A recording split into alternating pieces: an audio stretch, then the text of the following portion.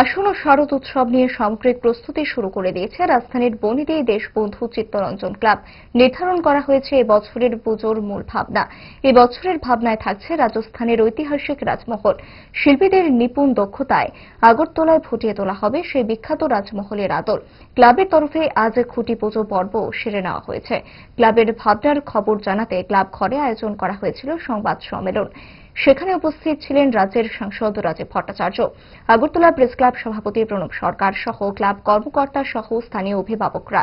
সভায় আলোচনা করতে গিয়ে সাংসদ রাজীব ভট্টাচার্য বলেন, সারা রাজ্য থেকে মানুষ এই চিত্তরঞ্জন ক্লাবের পূজা দেখার জন্য মানুষ সমবেত হয়।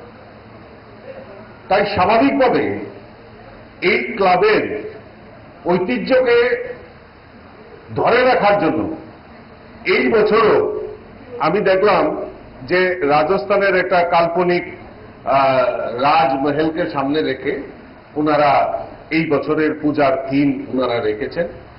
আমি যারা এখানে মিডিয়া বন্ধুরা আছেন এবং যারা এখানে আছেন, আমি প্রত্যেককে আপনাদের মাধ্যমে আহ্বান করব যে আপনারা আসুন, এই দেশবন্ধু চিত্তরঞ্জনের যে দুর্গা উৎসব সেটাতে সামিল হন এবং নিত্য নতুন কিছু করে দেখানোর মানসিকতা নিয়ে ওনারা অক্লান্ত পরিশ্রম করেন।